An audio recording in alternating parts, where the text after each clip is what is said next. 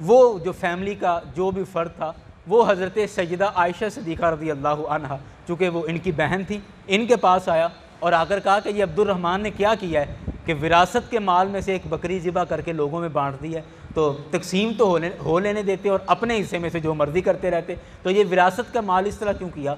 तो हज़रत आयशा सिद्दीक़ा रज़ी अल्लाह अन्हा फरमाती हैं कि मेरे भाई अब्दुर्रहमान ने बिल्कुल ठीक किया है और कुरान पाक की आयत पर अमल किया है। तो उन्होंने इस बात की तस्दीक कर दी कि बिल्कुल ठीक किया और कुरान के मुताबिक उन्होंने अमल किया है। तो कुरान का ये हुक्म है कि जब तुम्हारी विरासत तकसीम हो रही हो तो उस वक़्त कुछ माल अम्मा बअद फ़अऊज़ु बिल्लाहि मिनश शैतानिर रजीम बिस्मिल्लाहिर रहमानिर रहीम।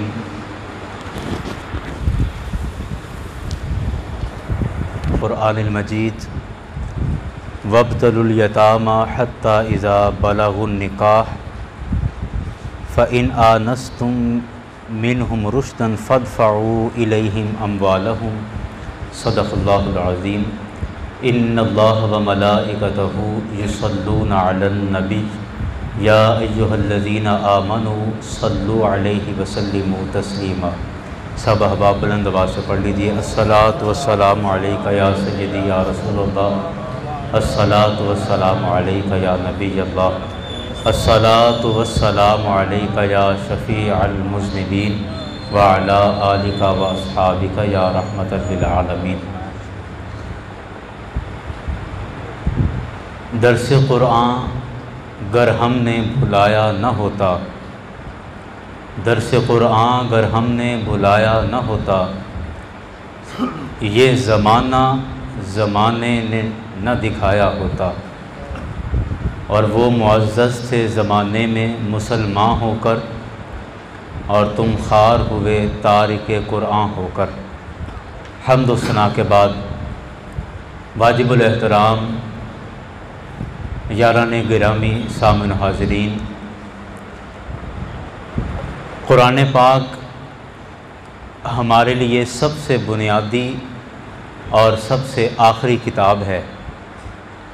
कुरान पाक से बढ़कर हमारे लिए ना कोई सहीफ़ा और ना कोई और किताब है। जिस तरह अल्लाह ताला ने रसूल अकरम सल्लल्लाहु अलैहि वसल्लम को आखिरी नबी बनाकर भेजा, बिल्कुल उसी तरह कुरान मजीद को आखिरी किताब बनाकर भेजा।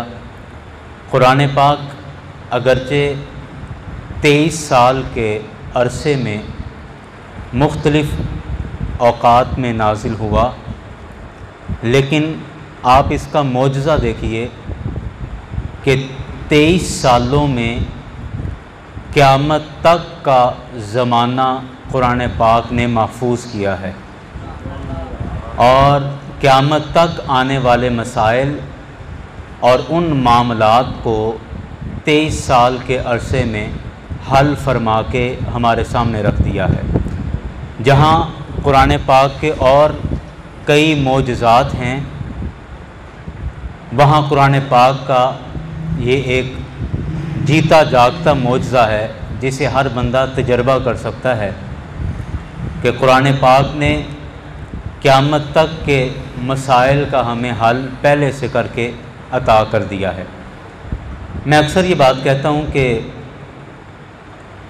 एक बंदा मोमिन के लिए ज़िंदगी जीना और ज़िंदगी गुजारना बहुत आसान है।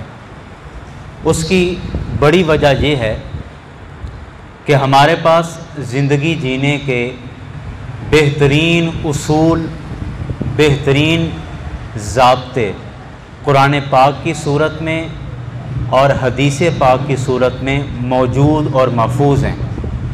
अब आप देखते हैं कि जो लोग कुरान पाक को नहीं मानते, गैर मुस्लिम्स हैं, अहादीस को नहीं मानते, उनके लिए ज़िंदगी हमारी निस्बत बहुत मुश्किल है। ये एक अलग बात है कि हम कुरान पाक से और हदीस से दूर होकर अपनी ज़िंदगी को मुश्किल कर रहे हैं।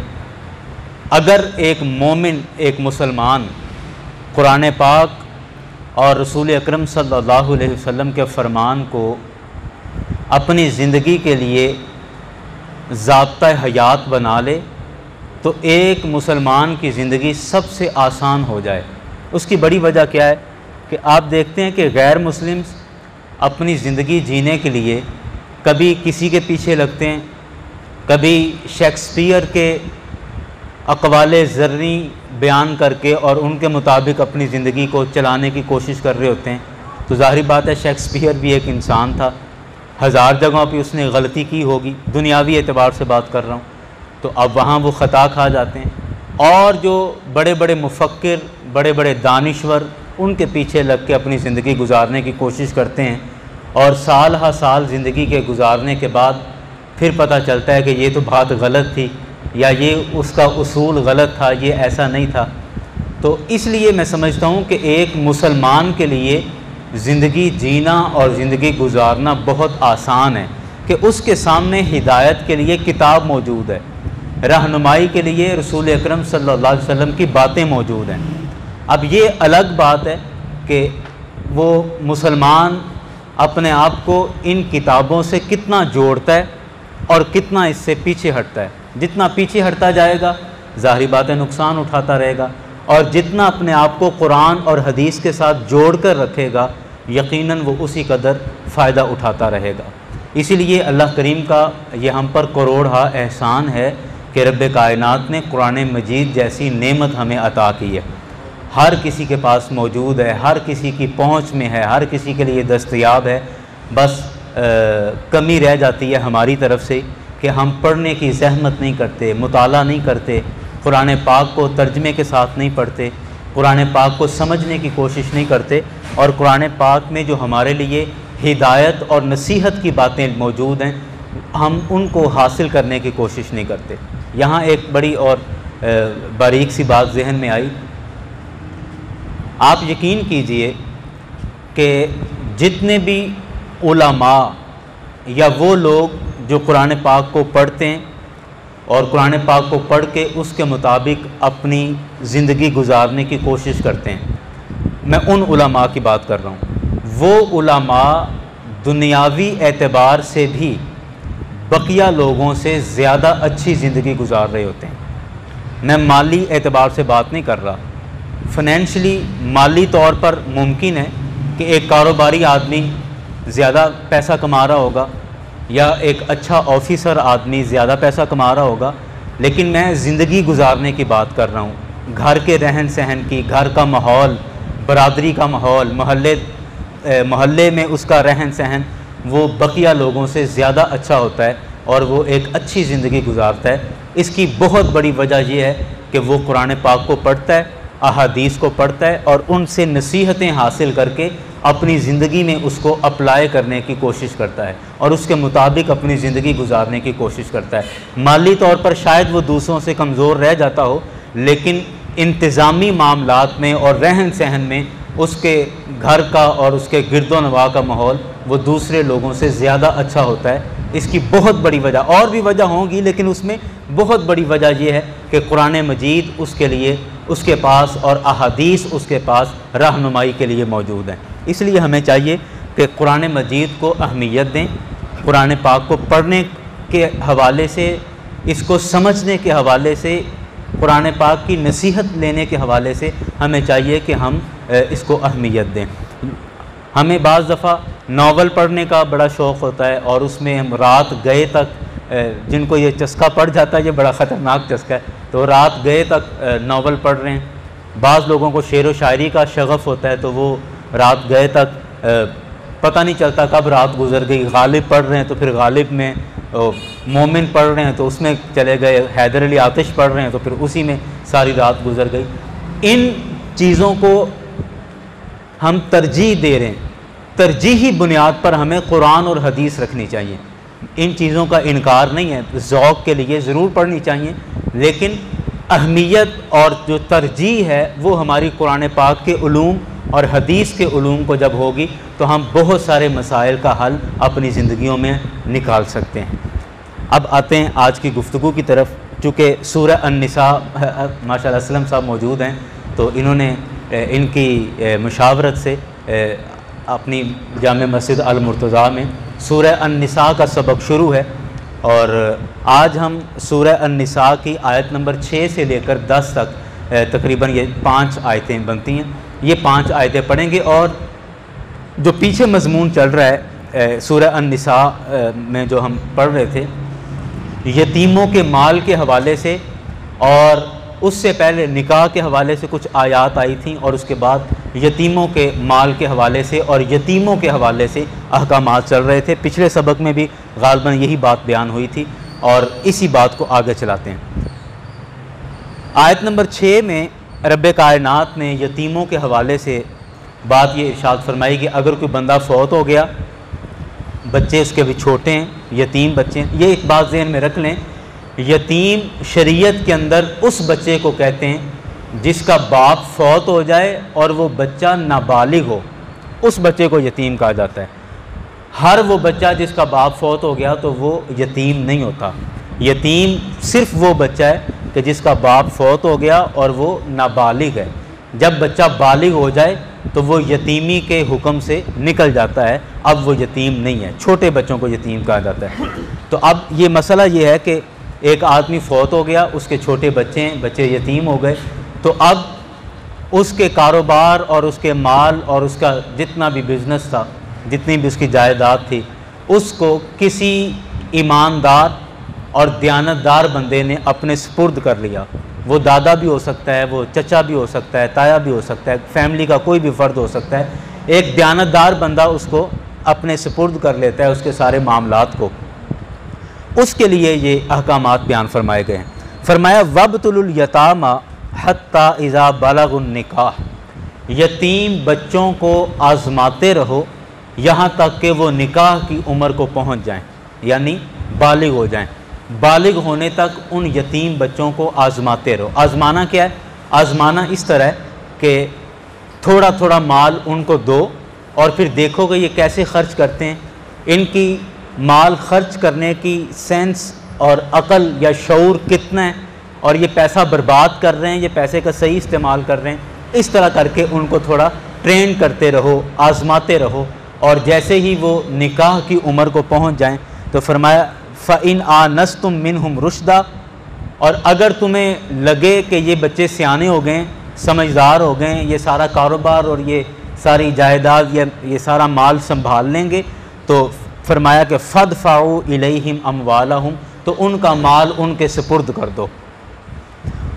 वला ताकुलूहा इसराफ़ा, यहाँ एक बड़ा अहम मसला है कि जो आदमी यतीम के माल का सरपरस्त बनता है, उस आदमी के लिए जायज़ है कि अपनी ज़रूरत के अखराजात उस माल से पूरे कर सकता है।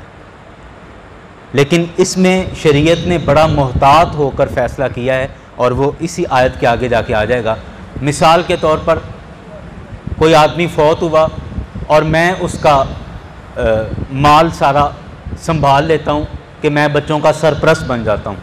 अब सारा उसका कारोबार, उसकी जायदाद, उसका माल मैंने अपने सुपुर्द कर लिया और मैं बच्चों का कफ़ील बन गया, यानी उन बच्चों की परवरिश करने लग गया। तो अब मेरे लिए जायज़ है कि मैं अपनी बुनियादी ज़रूरियात उस माल में से पूरी कर सकता हूँ, ये जायज़ है। लेकिन साथ फरमा दिया वला ताकुलूहा इसराफ़ा, फ़ुज़ूल ख़र्ची से उस माल को ज़ाया ना करो। ऐसा नहीं कि अब सोने की चिड़िया हाथ लग गई है तो अब उड़ाओ, खूब खुद भी खाओ, बाकियों को भी खिलाओ, बच्चे तो पलते ही रहेंगे, पल ही जाएंगे और बाकी मौजें उड़ाओ। ऐसा बिल्कुल भी नहीं है। ऐसा करने वालों के लिए आगे आयत आएगी, बड़ा सख्त हुक्म कुरान पाक ने बयान फरमाया। हाँ, ये है कि मैं चूँकि उनकी किफ़ालत कर रहा हूँ, अपने वक्त में से वक्त निकाल कर उनके कारोबार को देख रहा हूँ, उनके तिजारत देख रहा हूँ, उनका माल संभाल रहा हूँ, सारा कुछ कर रहा हूँ, तो उसकी उजरत और मुआवजा जितना दौर के मुताबिक और ज़माने के मुताबिक मुनासिब हो सकता है वो मैं ख़र्च कर सकता हूँ, इजाज़त है। लेकिन फरमाया वला ताकुलू अमवाल ला ताकुलूहा इसराफ़ा, फ़ुज़ूल ख़र्ची के साथ उसको खर्च ना करो, माल उड़ाओ नहीं। वबिदारन अन यकबरू, और इस डर से माल ना उड़ाओ कि बच्चे बड़े होने वाले हैं तो जैसे ये बड़े हो गए या ये बालिग हो गए तो मुझे माल इनके हवाले करना पड़ेगा, तो उससे पहले मैं कुछ अपना ऐसा कुछ बना जाऊं कि चलो मेरा ज़िंदगी का सर्कट चलता रहे। नहीं, इस चक्कर में ना पड़ो और इस खौफ से माल खर्च ना करो कि बच्चे बड़े हो जाएंगे, और इस चक्कर में ना पड़ो कि मैं इनको उड़ाऊँ। अब बस एक ज़रूरत का तुम उनसे अपनी ज़रूरियात ज़िंदगी पूरी कर सकते हो, इसकी इजाज़त है। लेकिन साथ फरमाया वमन काना गनीजन, और जो कोई बंदा खुद अमीर है, गनी है, जिसके पास अपने वसाइल, अपना कारोबार, अपने मामलात ऐसे हैं कि उसका सर्कट चल रहा है, रोज़मर्रा के उसके मामला चल रहे हैं, तो उसके लिए कुरान पाक फरमाता है फल यस्ताफिफ, उसे चाहिए कि यतीम का माल अपने ऊपर खर्च करने से बचे। देखें कितनी पाबंदी के साथ। असल में हमारे यहाँ मसला ये है कि हम जब किसी बात से मना करते हैं तो इतना मना कर देते हैं कि बस बस बस इसके करीब नहीं जाना, हराम है, इस हद तक कर देते हैं। और जब किसी बात की इजाज़त देते हैं तो फिर इस तरह इजाज़त होती है कि लो मौजें लो, खुला करो, कोई बात नहीं। यानी हमारे यहाँ बैलेंस नहीं है, हमारे यहाँ एतदाल नहीं है कि जितना हुक्म दिया गया है बस मैं उतना करूँ और जिससे मना कर दिया गया है उससे रुक जाऊँ। ये एतदाल हमारी ज़िंदगी के अंदर नहीं है। चंद जुमे पहले मैंने एतदाल के ऊपर बाकायदा कुरान पाक की आयात से 8-10 आयतें कुरान पाक की, उनका मजमून गुफ्तगू में रखा था कि एतदाल हमारी ज़िंदगी के अंदर कितना ज़रूरी है कि जितना करने का है सिर्फ उतना किया जाए और जो करने का नहीं है उससे रुका जाए। ये हमारे यहाँ ये एतदाल है। लेकिन हमारे बहुत सारे मसाइल सिर्फ इस वजह से हैं कि हमारी ज़िंदगियों के अंदर बैलेंस नहीं है, एतदाल नहीं है। ना करने वाले काम हम धड़ाधड़ किए जा रहे होते हैं और जो करने वाले काम हैं उनसे हमारा हाथ खींचा होता है। इसकी बड़ी मिसाल ये है कि बहनों को विरासत में से हिस्सा देना। अब एतदाल नहीं है हमारे यहाँ। मतलब ये कि अब जो निकाह और बहनों की या बेटियों की जब शादी का मौका आता है उस वक्त हम लाखों रुपया लुटा रहे होते हैं, गाड़ियाँ भी दे रहे हैं, 3-3 लाख के बेड बनवा के दे रहे हैं, फलां चीज़ 2-2 ट्रक सामान के भर के दे देते हैं कि हालांकि वो सिर्फ तोहफ़ा है, वो विरासत का हिस्सा नहीं है, वो सिर्फ तोहफ़ा है। और तोहफ़े का हुक्म यह है कि जितना आप आसानी से कर सकें कर दें, यही तोहफ़ा होता है। और विरासत जो कि ज़रूरी और लाजिम है देना, उसमें से हम हाथ खींच लेते हैं। उसमें से हमारे ज़ुबान से ना भी कहें तो जहन के किसी खोने खुदरे में ये बात होती है कि बस ये किसी तरह माफ़ ही कर दें तो बेहतर है, और कह दें कि नहीं हमने अपने भाइयों से मिलना। ये भी एक धमकी है कि जे मिलना होएगा सानू तो फिर ना लैन गया, तो जे नहीं मिलना तो फिर लै लैन विरासत। ये भी हमारे यहाँ एक इमोशनल ब्लैकमेल हम कर रहे होते हैं। ये हम टॉर्चर करते हैं, जज्बाती तौर पर हम उनको ब्लैकमेल कर रहे होते हैं कि अगर आपने हमसे मिलना है, ताल्लुक़ रखना है तो फिर हिस्सा नहीं लेना, और अगर ताल्लुक़ नहीं रखना तो ठीक है हिस्सा ले लो। हमारे एक उस्ताद साहब फरमाया करते थे कि जिस तरह बेटी बाप की औलाद है, बिल्कुल उसी तरह बेटा भी बाप की औलाद है। या दूसरे लफ्ज़ों में आप कह लें कि जिस प्रोसेस से बेटा पैदा हुआ है उसी प्रोसेस से बेटी पैदा हुई है। तो फिर बेटियों से क्यों तवक्को की जाती है कि ये अपना हिस्सा छोड़ दें? बेटों से क्यों नहीं तवक्को की जाती कि बेटे अपना हिस्सा छोड़ दें? उस तरफ हमारा ज़हन क्यों? औलाद होने में तो दोनों बराबर हैं, बेटी भी औलाद होने में वैसे ही है और बेटा भी वैसे। तो बेटियों से ही क्यों ये तवक्को की जाती है कि शायद कि ये माफ़ कर दें? बेटों से ये तवक्को क्यों नहीं की जाती? तो ये हमारी बेएतदाली है कि जहाँ खर्च करने का कहा गया वहाँ हम इसी तरह हकमैर का मामला है। निकाह के टाइम पे चूँकि सारी बरादरी होती है तो वहाँ चौड़े होकर कह देते हैं लिख लो जितना दिल करता लिख लो, 4 लाख लिख लो, 5 लाख लिख लो, और ज़हन में ये होता है कि असी केड़ा देना है, बाद में माफ़ करवा लेंगे।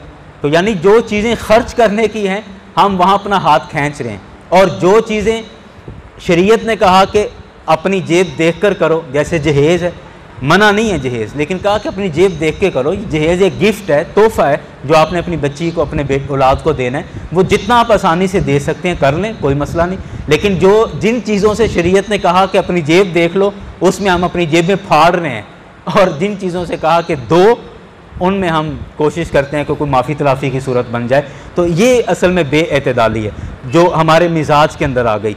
तो यहाँ पर भी देखें यतीम के माल के हवाले से एक बड़ा एतदाल बयान किया गया है, एक दरमियानापन बयान किया गया है कि ना आप उस माल को हड़प करें और ना उससे कि बच्चे बड़े हो रहे हैं, जैसे ये बालिग हो गए तो अदालत सारा सामान इनके हवाले कर देगी, तो उससे पहले मैं खा लूँ जो खा सकता हूँ। ना इस तरफ पढ़ो और ना कहा कि नहीं नहीं, बिल्कुल भी मुंह बंद नहीं रखो, मुंह बांध के नहीं रखो, आप अपनी ज़रूरत का, अगर आप खुद ज़रूरतमंद हैं, आपका सर्कट नहीं चलता, तो आप अपनी ज़रूरत का माल उसमें से इस्तेमाल कर सकते हैं। लेकिन साथ ही फरमा दिया कि वमन काना गनियन फल यस्ताफिफ, कि जो कोई गनी है, अमीर है, उसे चाहिए कि वो इस काम से बचे, वो उस माल में से ख़ुद इस्तेमाल ना करे।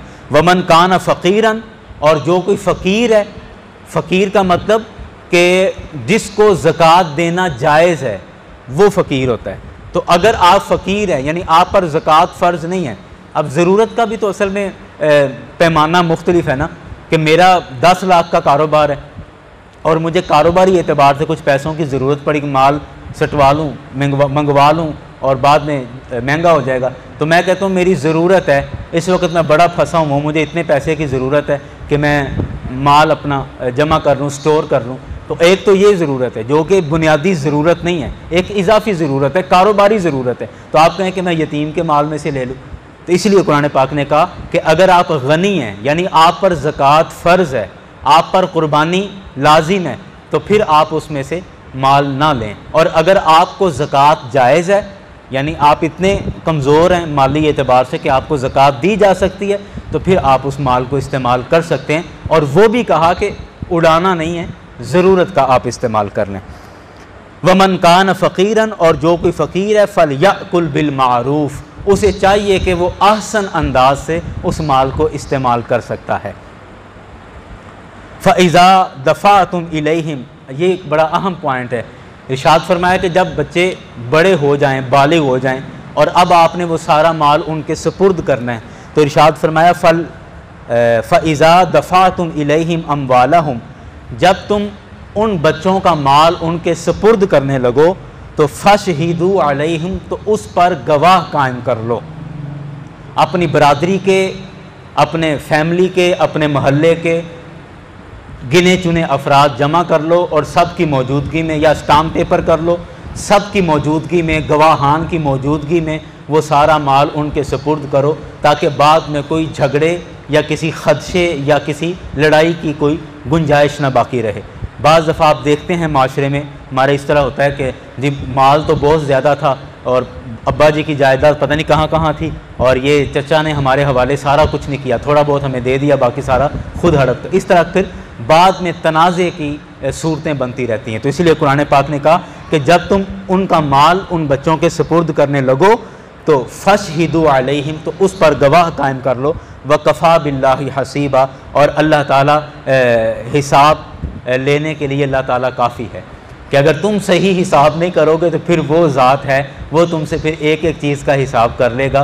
तो उस हिसाब से बचने के लिए यहाँ पूरा पूरा हिसाब कर लो, यहाँ हिसाब में कमी बेशी ना करो, वरना फिर उस जगह पर हिसाब देना मुश्किल हो जाएगा। इसलिए फरमाया वकफ़ा बिल्लाहि हसीबा, हिसाब किताब के मामले में अल्लाह ताला तुम्हारे लिए काफ़ी है।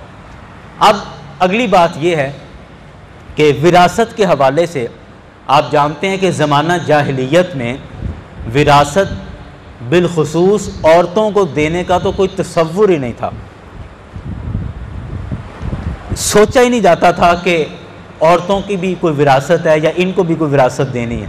कोई औरत जिसका शोहर फौत हो गया तो शोहर के भाई या उसके दीगर रिश्तेदार वो सारा माल समेट लेते और औरत को विरासत देने का कोई तसव्वुर नहीं था, ना उसके माँ बाप की तरफ से और ना उसके ससुराल की तरफ से। तो कुरान पाक ने बुनियादी तौर पर दोनों की विरासत मुकर्रर कर दी और फरमाया कि जिस तरह मर्दों की विरासत लाजिम है उसी तरह औरतों की विरासत लाजिम है। कुरान पाक ने फरमाया लिर्रिजाली नसीबुम मिम्मा तरकल विल्दान, कि माँ बाप जो तरका छोड़ जाएं, जो विरासत छोड़ जाएं, उसमें मर्दों के लिए भी हिस्सा है, वल अक़रबून, और रिश्तेदारों के लिए भी हिस्सा है, यानी औलाद के अलावा भी। और फरमाया वलिन निसाई नसीबुम मिम्मा तरकल वालिदान वल अक़रबून। इसी तरह फरमाया कि औरतों का भी उसी तरह हिस्सा है जो माँ बाप छोड़ गए उस विरासत में से, जिस तरह मर्दों का हिस्सा है उसी तरह औरतों का भी हिस्सा है। और साथ फरमाया मिम्मा क़ल्ल मिन्हु औ कसुर, कि यहाँ ये बात जहन में आ सकती है कि जब कुरान कह रहा है कि जिस तरह मर्दों का हिस्सा है उसी तरह औरतों का हिस्सा है, तो फिर औरत को विरासत से हिस्सा कम क्यों दिया जाता है और मर्द को ज़्यादा क्यों दिया जाता है? ये एक सवाल जहन में आ सकता है, अभी पढ़ते हुए मेरे जहन में भी आया था, लेकिन इसका जवाब खुद इसी आयत में फरमा दिया, मिम्मा क़ल्ल मिन्हु औ कासुर, कि वो हिस्सा थोड़ा बनता है या ज़्यादा बनता है। तो कुरान ने इसकी खुद वजाहत कर दी कि हिस्सा थोड़ा बनता है या ज़्यादा बनता है, दोनों सूरतों में मर्द का हिस्सा भी है और औरत का हिस्सा भी विरासत के अंदर है। नसीबम मफरूदा, और ये हिस्सा फ़र्ज़ है, ये हिस्सा फ़र्ज़ है, औरत के लिए भी फ़र्ज़ है और मर्द के लिए भी फ़र्ज़ है। और ये हिस्सा जिस तरह मर्द का है उसी तरह औरत का है, थोड़ा है या ज़्यादा ये एक अलग बात है। यहाँ पर मैं थोड़ी सी बात इस हवाले से करना चाहता हूँ कि ये इस्लाम के ख़िलाफ़ जो लोग जो दहरिये आम तौर पर बात करते हैं या मुस्तशरिकीन जो बात करते हैं और वो इस्लाम पर एतराज़ात जो करते हैं, गैर मुस्लिम जो इस्लाम पर एतराज़ात करते हैं, उनमें एक एतराज़ ये भी है कि इस्लाम ने औरतों पर जुल्म किया और औरतों को बराबरी के हुकूक नहीं दिए। और यही वजह है हमारे यहाँ भी मार्च के महीने में ख़वातीन औरत मार्च करती हैं, वो रैली निकालती हैं, और उनके भी इसी से मिलते जुलते सवालात होते हैं कि हमें बराबरी के हुकूक चाहिए, बराबरी के हुकूक चाहिए। अब आप देखें, ये थोड़ी सी बात ये इसको तब खोल कर करना पड़ेगा कि शरीयत ने हर किसी के हक़ बयान कर दिए। कुरान पाक ने मर्द और औरत के अलग अलग हुकूक बयान कर दिए। मर्द को कुरान ने, मर्द को अल्लाह ताला ने मर्द रखा और औरत को औरत रखा। कभी मर्द के लिए ये नहीं कहा कि तुम कहो कि हमें औरतों के साथ बराबर के हुकूक चाहिए, क्योंकि बाज़ मामलात में औरतों को हक़ ज़्यादा दिया गया है। अब आप देखें, माँ की इज़्ज़त करने में, माँ का एहतराम करने में, माँ के साथ हुस्न अखलाक बाप से ज़्यादा बयान किया गया है। हालांकि हुक्म की तामील करने में बाप का मकाम ज़्यादा है, लेकिन हुस्न अखलाक, भलाई, नरम गुफ्तगू, अच्छी गुफ्तगू करने में माँ का हिस्सा ज़्यादा बयान किया गया है। तो अब इसमें आप देखें कि एक औरत को मर्द से ज़्यादा हुकूक दिए गए। बाप के पैरों तले जन्नत का हुक्म नहीं है, इरशाद नहीं फरमाया गया माँ के पैरों तले जन्नत। माँ क्या है? औरत है। लेकिन कभी भी मर्द को नहीं कहा, या मर्द ने नहीं कहा कि मुझे औरतों के साथ बराबर के हुकूक मिलने चाहिए। क्यों? मर्द के अलग से एक हुकूक है, मर्द की अलग से एक कैटेगरी है, ये सिन्फ बिल्कुल अलग है, और औरत बिल्कुल अलग सिन्फ है, उसके अलग से अहकामात हैं और वो पूरी कैटेगरी अलग है। ये बिल्कुल इसी तरह है कि जैसे मोटरसाइकिल कहे कि मुझे कार वाले हुकूक चाहिए, एक बात कर रहा हूँ कि वो कैटेगरी अलग है, और वो औरत एक अलग चीज़ है और मर्द एक अलग चीज़ है। उसके अपने एक हुकूक बयान किए गए और मर्द के लिए अलग से हुकूक बयान किए गए। हाँ, फिर आप देखें कि कोई भी रियासत, कोई भी सल्तनत बग़ैर सरबराह के नहीं चल सकती। इसी तरह कोई भी कंपनी, कोई भी फैक्ट्री बग़ैर सरबराह के नहीं चल सकती। सारे मज़दूर ही मज़दूर हों, उनमें कोई मैनेजर ना हो तो वो कंपनी नहीं चल सकती। कोई भी काम, आप एक मोहल्ले का काम ले लें, एक मोहल्ले का काम भी बग़ैर सरबराह के नहीं चलता। तो इसी तरह एक घर का माहौल बग़ैर किसी सरबराह के कैसे चल सकता है? तो अब अगला सवाल ये आता है कि घर के अंदर या तो मर्द होगा या औरत है, दो ही जिनसे पाई जाती हैं। अब इन दोनों में से घर की सरबराही किसको दी जाए? तो इस मामले में अल्लाह ताला ने घर की सरबराही मर्द के सुपुर्द की है। अब ये एक अलग तफसील है कि क्यों की गई और उसके क्या मामलात हैं। तो सरबराही मर्द के सुपुर्द की गई है, हुकूक दोनों के बयान किए गए हैं। तो इसीलिए अगर औरत कहे कि मुझे बराबरी के हुकूक चाहिए, तो फिर बहुत सारे ऐसे काम हैं जो मर्द औरत की खिदमत कर रहा होता है। तो अब उसमें औरत से कहा जाए कि आओ बराबरी के हुकूक लो। मैं आपको अक्सर ये मिसाल देता हूँ कि अब गाड़ी का टायर पंचर हो जाए, एक मिसाल है सादा सी, कि आप मुझे बताएं कि वो खातून पंचर लगवाने जाती है या मर्द पंचर लगवाने जाता है।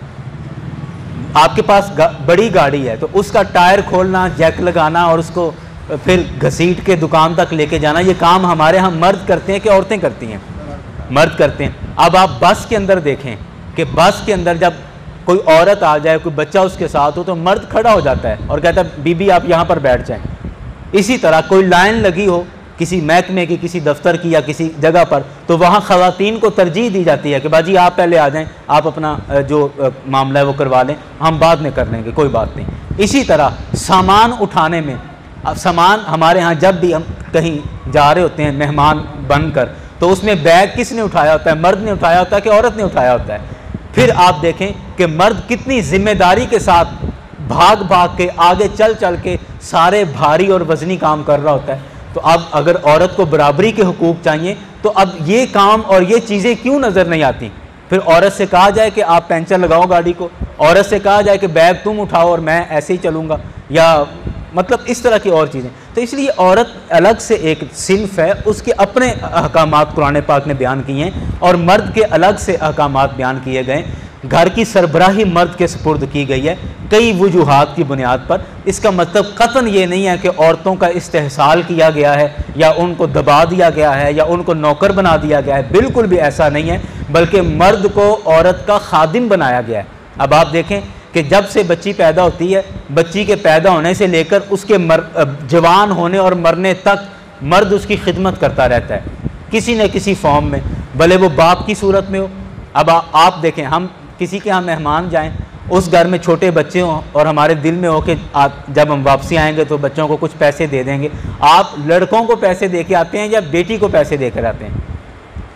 हमारा क्या माहौल है? बेटी को पैसे देकर आते हैं। फिर लड़के की शादी हो और लड़की की शादी हो, तो हम किस शादी में ज़्यादा खर्च करते हैं? लड़के की शादी पर या लड़की की शादी पर?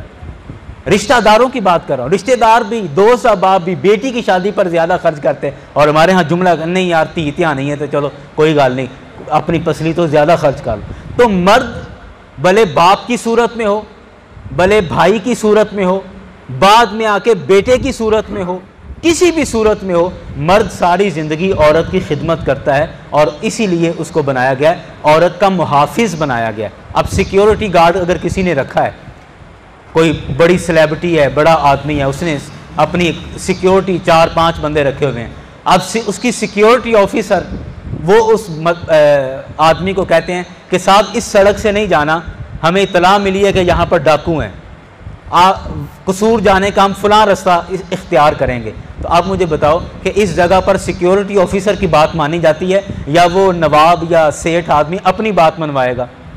बोलने तो वो सिक्योरिटी ऑफिसर को कहेगा कि नहीं, ये चूँकि इसी काम के लिए हैं तो मैं इन्हीं को फॉलो करूँगा। तो अब वो मालिक कहे कि मैंने तुझे मुलाजमत पे रखा है कि तूने मुझे मुलाजमत पे रखा है, अब जिस रास्ते से मैं कहता हूँ उस रास्ते से जाएंगे तो क्या होगा? नुकसान होगा, हादसा होगा। तो मर्द को औरत का मुहाफिज बनाया गया है, मर्द को औरत का सिक्योरिटी गार्ड बनाया गया है। तो इसलिए कई चीज़ें औरत को मर्द की माननी पड़ती हैं उसके अपने तहफ़्फ़ुज़ के लिए, अपने फ़ायदे के लिए। वो हुक्मरानी या वो जबर नहीं है, बल्कि वो एक सिस्टम है जिसके तहत हम चलेंगे तो हमारा निज़ाम बेहतर चलेगा। और किसी भी रियासत में 2 सरबराह हों तो वो रियासत नहीं चलती, किसी कंपनी के अंदर 2 उसके सरबराह हों तो वो भी नहीं चलती। तो जब वो हुकूमतें नहीं चलती तो एक घर का निज़ाम 2 सरबराहों के साथ कैसे चल सकता है? तो फिर आप अब वैसे भी अपने माशरे में देख लें कि जिन घरों में 2-2 सरबराह है, अल्लाह ताला महफूज करे सबको, कि जिन घरों में, हमारे दाएं बाएं ऐसे घर हैं ना कि जिन घरों में दोनों ही सरबराह, मियाँ भी सरबराह और बीवी भी सरबराह, तो उन घरों के मामलात भी हमारे सामने हैं कि क्या क्या तमाशे वहाँ पर होते हैं। बाहर क्या, अल्लाह ताला सब की हिफाजत फरमाए। तो औरत के अलग से अहकामात बयान किए गए हैं और मर्दों के अलग से अहकामात बयान किए गए हैं। और ये जो हमारे जहन में बिलखुसूस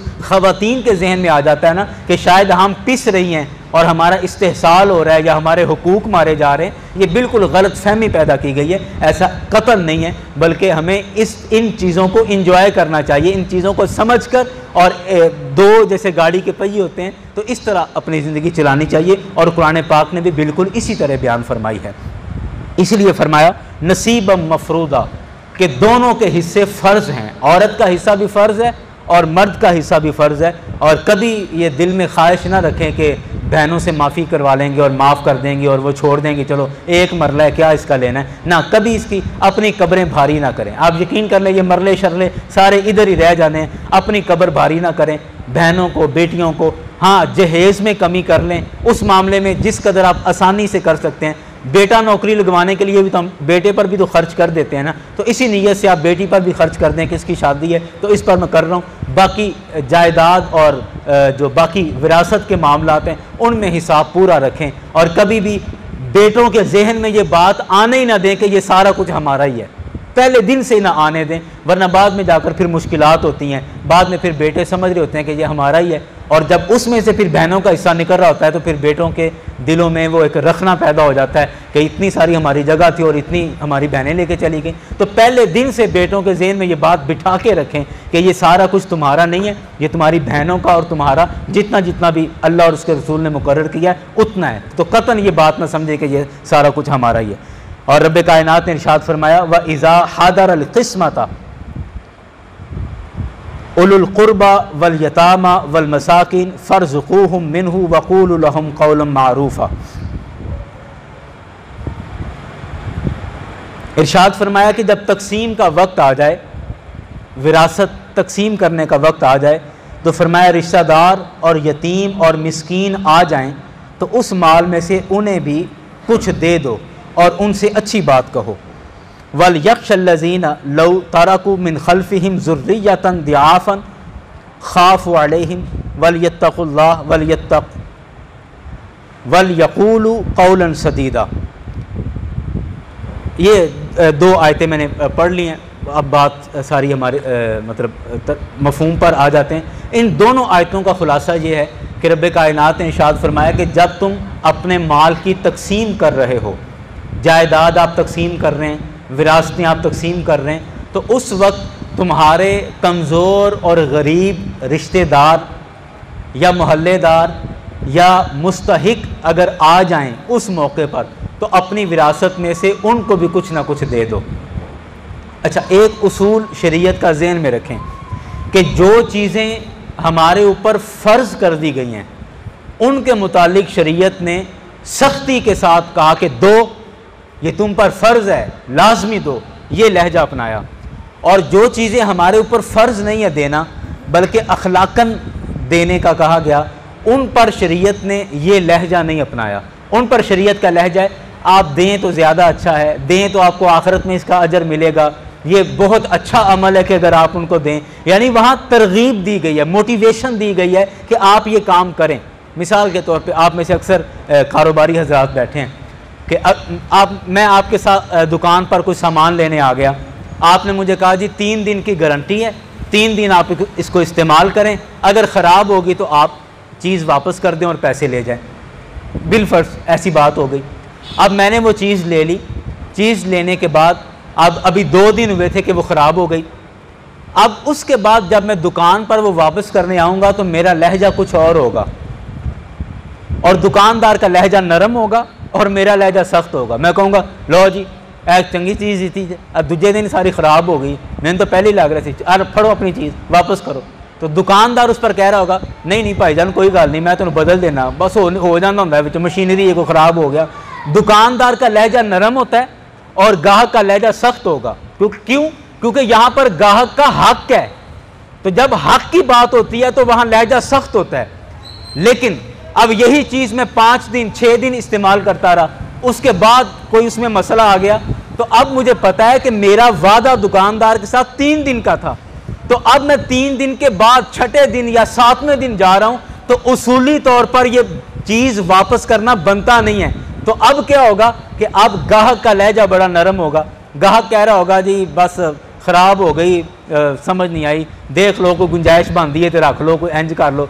ये यहाँ पर दुकानदार का लहजा सख्त होगा। दुकानदार कहेगा मैंने तो आपसे 3 दिन की बात की थी और 3 दिन के अंदर आप आ जाते तो मैं ज़रूर वापस करता, आप हमारे भाई हैं ज़रूर वापस करता, लेकिन अब तो आज तो 6ठा दिन है या आज तो 7वां दिन है, तो माज़ के साथ मैंने। यहाँ पर दुकानदार का लहजा सख्त है, गाहक का लहजा नरम है। क्यों? क्योंकि गाहक को पता है कि ये मेरा हक अब नहीं है, तो अब ये एक अखलाकी बात है, अगर वो कर ले तो बेहतर है, तो इसलिए लहजा नरम रखा जाता है। शरीयत में भी जो ऐसे रिश्तेदार जिनको विरासत में से हिस्सा देना फ़र्ज़ है, उनके मुतालिक आप पीछे देखें कितने सख्त लफ्ज़ बोले कि फरमाया नसीब मफरूदा, हाँ इरशाद फरमाया कि ये फ़र्ज़ हिस्सा है, देना है तुमने, ये लहजा अपनाया। और यहाँ पर फरमाया कि जब तुम विरासत तकसीम करने लगो और उस वक़्त कोई गरीब वहाँ पर आ जाएँ, कोई मुफलिस आ जाएँ, कोई कमज़ोर रिश्तेदार वहाँ आ जाएँ, तो उनको भी थोड़ा बहुत उसमें से कुछ दे दो। अब यहाँ पर हुक्म नहीं, हुक्म तो है लेकिन लहजा सख्त नहीं है, नरम लहजा है, क्योंकि उनका हक़ नहीं है। विरासत में से कमज़ोर और गरीबों का हक़ नहीं होता शरई तौर पर, आपने अखलाकन उनको देना है। इस वजह से यहाँ पर लहजा नरम रखा गया और एक तरगीब दी गई, मोटिवेशन दी गई कि आप इस तरह करें तो ये ज़्यादा अच्छा है। और साथ फरमा दिया वल यक़ूलू क़ौलन सदीदा, और अच्छी बात उनके साथ करो, झिड़को नहीं, डांटो नहीं, अच्छी बात करके उनके साथ भी कुछ ना कुछ ये मामला कर दो। हज़रत सैयदना सिद्दीक़ अकबर रज़ियल्लाहु अन्हु के साथ ज़ादे थे हज़रत अब्दुर्रहमान। तो हज़रत सैयदना सिद्दीक़ अकबर रज़ियल्लाहु अन्हु का जब इंतकाल हुआ और उनकी विरासत तकसीम होने लगी ना, तो हज़रत अब्दुर्रहमान ने क्या किया कि जब वो विरासत तकसीम होने लगी तो विरासत के जानवरों में से एक बकरी ज़िबा की, और बकरी ज़िबा करके जो वहाँ पर कमज़ोर लोग थे, गरीब गुरबा थे, उनमें तकसीम कर दिया। अब किसी बंदे को ये मसला, वहाँ किसी घर के फैमिली के किसी बंदे को, उनके घर के किसी बंदे को ये इसमें थोड़ी खटक लगी कि विरासत पूरी तकसीम होनी चाहिए थी, तो इन्होंने विरासत में से एक बकरी निकाल के और ऐसे ही बांट दी, ऐसे ही तकसीम कर दी। ये गलत किया। अब वो जो फैमिली का जो भी फ़र्द था वो हज़रत सैयदा आयशा सिद्दीक़ा रज़ियल्लाहु अन्हा, चूँकि वो इनकी बहन थी, इनके पास आया और आकर कहा कि ये अब्दुर्रहमान ने क्या किया है कि विरासत के माल में से एक बकरी ज़िबा करके लोगों में बांट दी है, तो तकसीम तो हो लेने देते और अपने हिस्से में से जो मर्ज़ी करते रहते, तो ये विरासत का माल इस तरह क्यों किया? तो हज़रत आयशा सिद्दीक़ा रज़ियल्लाहु अन्हा फरमाती हैं कि मेरे भाई अब्दुर्रहमान ने बिल्कुल ठीक किया है और कुरान पाक की आयत पर अमल किया है। तो उन्होंने इस बात की तस्दीक कर दी कि बिल्कुल ठीक किया और कुरान के मुताबिक उन्होंने अमल किया है। तो कुरान का ये हुक्म है कि जब तुम्हारी विरासत तकसीम हो रही हो तो उस वक़्त कुछ माल अखलाकन वो गुरबा में तकसीम कर दें, मुस्तहिकीन में तकसीम कर दें, ये एक अखलाकी अमल है। और साथ आखिरी आयत है और फिर बात अपनी मुकम्मल हो जाएगी कि आखिर में फरमाई आयत नंबर 10 है कि जो लोग विरासत में हिस्सा नहीं दे रहे और विरासत का माल हड़प करने की कोशिश करते हैं, उनके लिए इरशाद फरमाया कि इन्नल लज़ीना यअकुलूना अम्वालल यतामा ज़ुल्मन, कि वो लोग जो यतीमों का माल खाते हैं जुल्म करते हुए, ज़्यादती करते हुए, यानी नाहक माल हड़प कर लिया। इरशाद फरमाया इन्नमा यअकुलूना फ़ी बुतूनिहिम नारा, तो वो माल अपने हलक में नहीं उतार रहे बल्कि यअकुलूना फ़ी बुतूनिहिम नारा, अपने पेटों में वो आग भर रहे हैं। जहन्नुम की आग है जो वो अपने पेटों में भर रहे हैं, जो लोग यतीम का माल इस तरह हड़प करने की कोशिश करते हैं। और फरमाया कि दुनिया में तो जहन्नुम की आग वो अपने पेट में भर रहे हैं, सयस्लौना सईरा, और अन करीब वो इसी जहन्नुम की आग में चले भी जाएंगे। दो बातें फरमाई कि दुनिया में भी वो यतीमों का माल खाने वाला गोया कि अपने पेट में आग भर रहा है, और आखिरत में भी इसकी निजात नहीं है बल्कि इसकी सज़ा बयान फरमाई कि वसयस्लौना सईरा, और अन करीब वो भड़कती हुई आग में ही जा मिलेगा और उसकी मुलाकात क़यामत वाले दिन भी आग के साथ ही होगी। तो ये वईद भी बयान फरमा दी कि यतीमों का माल खाने वाला और ये नाहक माल, जुल्म और ज़्यादती करके माल खाने वाला, वो माल नहीं खा रहा बल्कि आग अपने पेट में भर रहा है। अब माल किसी भी एतबार से जब हम ज़्यादती करके खा रहे होते हैं, भले वो फ्रॉड करके खा रहे हों, लोगों को बेवकूफ़ बना के धोखा देकर किसी भी एतबार से खा रहे हों, तो वो जहन्नुम की आग है जो हम अपने पेट में भरते चले जा रहे हैं। और मैं अक्सर ये बात अर्ज़ करता हूँ, हमारी गुफ्तगू मुकम्मल है, अक्सर मैं ये बात अर्ज़ करता हूँ कि जितना पैसा या जितनी दौलत हम बच्चों के लिए जमा करने की कोशिश कर रहे होते हैं और इस कदर महव हो जाते हैं माल जमा करने में कि हलाल और हराम की तमीज़ हम ख़त्म कर देते हैं। रसूल अकरम सल्लल्लाहु अलैहि वसल्लम ने क़यामत की निशानियों में से एक निशानी बयान फरमाई कि लोग माल जमा करेंगे, माल की हिर्स में लगेंगे और कता नज़र इसके कि ये माल हलाल है या हराम है, हलाल और हराम की तमीज़ किए बगैर बस यही होगा कि बस आ जाए, माल आ जाए। फरमाया ये क़यामत की निशानियों में से एक निशानी है।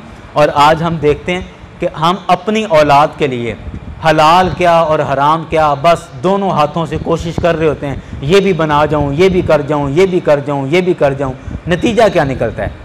नतीजा ये निकलता है कि हमारी ही औलाद उसी माल पर हमारे मरने के बाद एक दूसरे का गिरेबान पकड़ रही होती है, एक दूसरों के खिलाफ, अपने सगे भाई के खिलाफ थाने में पर्चे करवा रहा है, अदालतों में एक दूसरे को घसीट रहे हैं, और वो सारा माल थाने कचहरियों में ज़ाया हो जाता है। दुश्मनी अलग, औलाद में नफ़रत अलग, और सारा माल वो थाने कचहरियों में ज़ाया हो जाता है। हमें चाहिए बेहतर ये है कि ज़रूरत की चीज़ें अपने बच्चों के लिए ज़रूर बनाएं, और उसके बाद इजाफी माल उन बच्चों पर ही खर्च कर जाएं, और उससे उनकी तालीम और तरबियत पर खर्च कर जाएं। और जब हम उनकी तालीम और तरबियत पर वो इजाफी माल खर्च कर देंगे तो इसके हमें दो फ़ायदे होंगे। पहला फ़ायदा ये होगा कि बच्चों की तालीम और तरबियत मुकम्मल हो जाएगी, तो हमारे मरने के बाद वो एक दूसरे का गिरेबान नहीं पकड़ेंगे, हमारे मरने के बाद वो एक दूसरे के दुश्मन नहीं बनेंगे। जब उनकी तरबियत हो चुकी होगी तो फिर वो हमारे बाद भी एक दूसरे के साथ हुस्न अखलाक के साथ पेश आएंगे। और फिर दूसरा फ़ायदा ये होगा कि जब हम उनकी तालीम और तरबियत अच्छी कर देंगे तो यकीनन वो किसी बड़े ओहदे पर चले जाएंगे, तो जितना माल हमने उनके लिए जमा करना है उससे ज़्यादा वो ख़ुद कमा लेंगे, और जायज़ तरीके से कमा लेंगे। जब वो उस पैसे से तालीम हासिल करके, तरबियत हासिल करके अच्छे कारोबारी, अच्छे बिजनेसमैन बन जाएं या अच्छे ओहदे पर चले जाएंगे, तो वो जितना माल हमने उनके लिए जमा करना है उससे ज़्यादा वो खुद कमा लेंगे, और जायज़ तरीके से कमाएंगे, चूँकि हमने उनकी तरबियत की हुई है, और उसका अजर भी हमें कब्र में मिलता रहेगा कि हमारी तरबियत की वजह से वो हराम से बचते रहेंगे। तो इसलिए मैं अक्सर दोस्तों से कहता हूँ कि, और आप इस तरह की आपको कई मिसालें मिलेंगी हमारे माशरे के अंदर, कई इस तरह की मिसाल। मेरे वालिद साहब से, यहाँ बाबा जी नहीं आए, बाबा मिराजुद्दीन, ये छोटी गली में रहता है, उसने मुझे एक दिन बताया, कहते हैं कि मैंने आपके वालिद साहब से पूछा एक दिन बैठक में बैठे कि जी आप दो भाई हैं, मेरे वालिद साहब और ताया जी दो ही भाई थे। कहने के मैंने उनसे पूछा कि आप दो भाई हैं, लेकिन इतनी ज़िंदगी हो गई मैं आपको देख रहा हूँ, आप दोनों भाई कभी आपस में लड़े नहीं हैं, कभी कोई झगड़ा आपका नहीं हुआ, बड़ी सुलह सफाई के साथ आपके बच्चे भी जवान हो गए, लेकिन कभी आप में कोई दरार नहीं आई, कोई नफ़रत, कोई लड़ाई झगड़ा इस तरह का कुछ पैदा नहीं हुआ।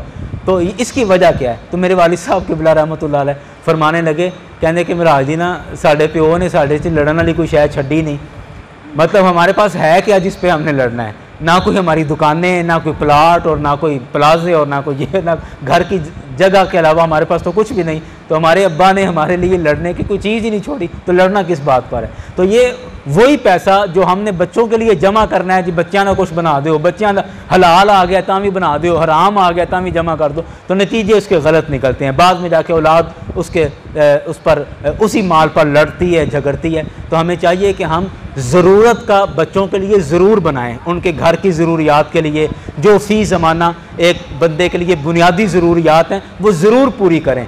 रसूल अकरम सल्लल्लाहु अलैहि वसल्लम ने गुर्बत से भी अल्लाह ताला की पनाह मांगी है। मेरे करीम आका ने फरमाया कि मैं फ़कीरी को पसंद किया है, लेकिन गुर्बत से अल्लाह ताला की पनाह मांगी है, और फरमाया कि गुर्बत भी बाज़ दफ़ा बंदे को कुफ्र तक ले जाती है।